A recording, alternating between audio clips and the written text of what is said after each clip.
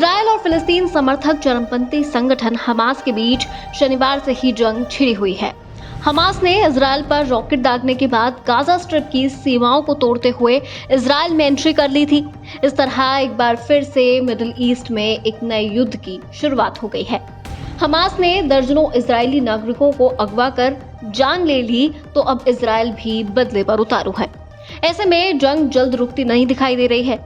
तो अब इस मामले में आगे क्या होगा, कौन किसका साथ देगा और कौन किसके खिलाफ खड़ा नजर आएगा, चलिए जानते हैं इन सवालों का जवाब इस वीडियो में। हमास के इजरायल पर हमले के बाद ये पिछले 50 सालों की सबसे तनावपूर्ण और कहीं न कहीं सबसे महत्वपूर्ण घटना बन गई है।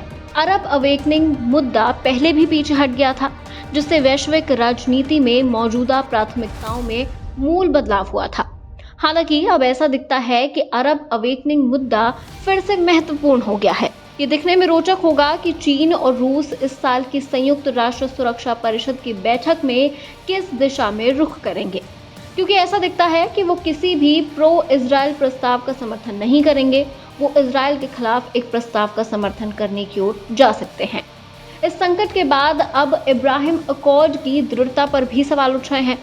पैलेस्टीनियन राष्ट्रपति अब्बास ने हमास का पूर्ण समर्थन किया है, जिससे पैलेस्टीनियन नेतृत्व भी अब एक साथ खड़ा दिखाई दे रहा है।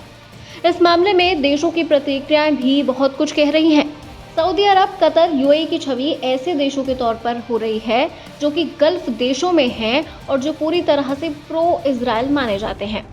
लेकिन हालिया घटना के बाद उनकी प्रतिक्रिया देखकर लगता है कि उन्होंने इजरायल की आलोचना करने या फिर उसे जिम्मेदार ठहराने में जरा भी वक्त नहीं लगाया है। इस तरह से ये उनकी बोली में एक बदलाव है। वहीं तुर्की ने इजरायल के प्रति खासी नरम प्रतिक्रिया दी है, यहाँ तक कि उसने दोनों के बीच बातचीत कराने की भी पेशकश की है। ऐसे में लगता है कि इजरायल गल्फ का नॉर्मलाइजेशन का प्रोसेस अब पीछे चला गया है। खैर, अब इसमें किस देश किसके साथ खड़ा नजर आता है, ये तो आने वाला वक्त बताएगा।